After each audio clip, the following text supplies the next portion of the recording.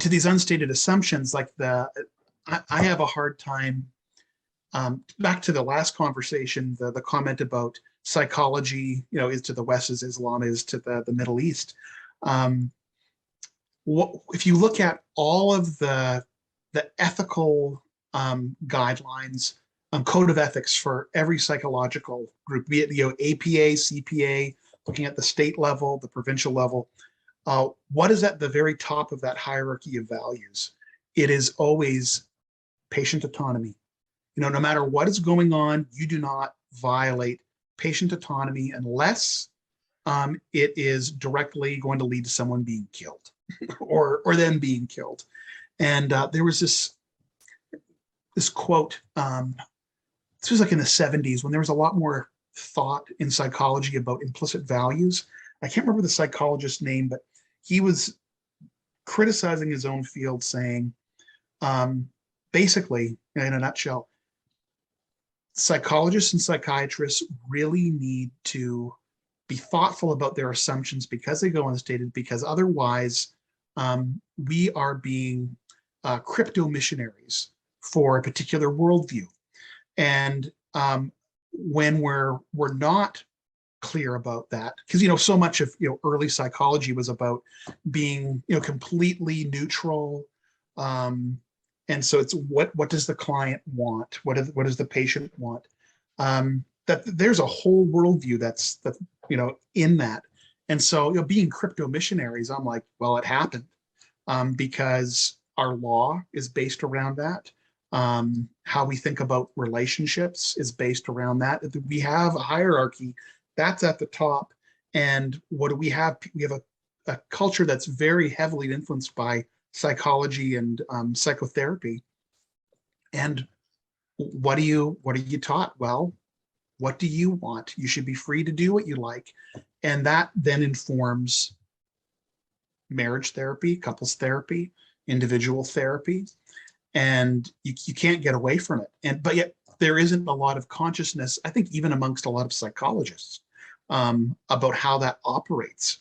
There's a reason why, unfortunately, his name eludes me at the moment, why he felt like he needed to write that and say, look, we are shaping things. We are shaping law. We are shaping people and values. And this will have downstream effects. So, are we going to be self-conscious about that? Because we are missionaries.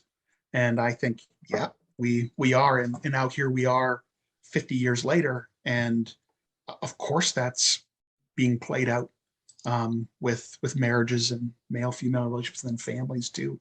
And my last point, I'll step aside, that being free to leave at any moment, if you know about attachment theory, what is that going to create?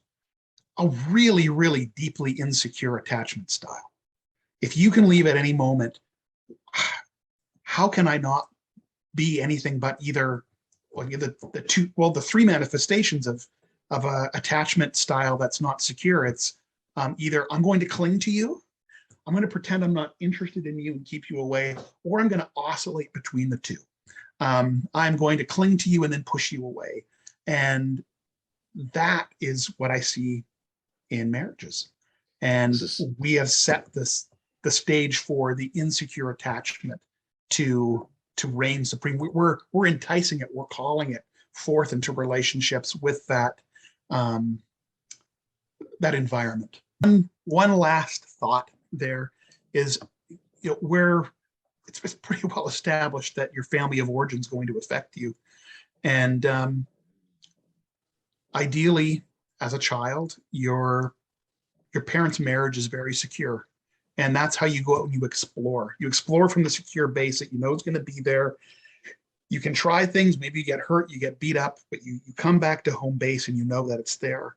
And we're now a few generations on into children growing up in homes where their parents are primed for insecure attachment, because there's, like you were saying, Rod, you have to maintain being enticing, or else they're going to leave you. And for people who are even, a little bit neurotic, you're going to be thinking about that. Am I still a good deal? Because he or she could leave at any moment. And then that is home base for those kids who then now carry that from their family of origin into that environment that is going to create that negative feedback loop of insecurity, and away we go, right? I feel so strongly that this is, it's like we're trying to talk about marriage and we're saying how hard that is to get our arms around. And you just pointed to what this is really about, I think, which is secure attachment, right? And human beings are social creatures. We need touch. We need to be seen and heard. We need to belong. We need to be able to find our place within a community. And the most irreducible unit of value and all of those things is, I think, a family, right? And so we just took a very hard subject and just made it way harder, because now we have to go upstream. We have to find the sort of emotional headwaters of the cascading multi-generational effect that you're describing. Yet if you want this to get better, you're going to have to figure out a way to create stable, secure homes where children grow up, modeling healthy relationships and secure attachments, and where they get their emotional needs met, and they come into the world with healthy expectations of the opposite sex and so forth. I mean, there's so much. I mean, how on earth do you fix that, right? But I agree with you. This is inevitably where you end up in this conversation. You have to at least wrestle with the multi-generational trauma of abandonment and separation, and as you say, the intermittent, the clinging and abandoning. Sometimes I think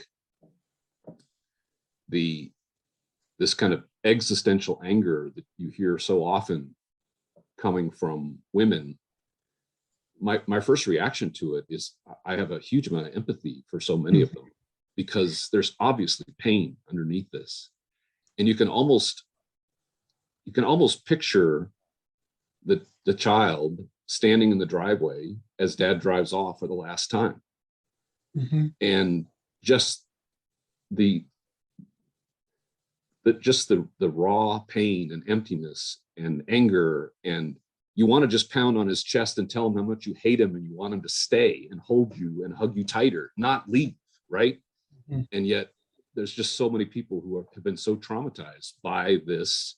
Anybody's free to go at any time. I don't know what you do about that exactly, but I do think that a public conversation about it is long overdue.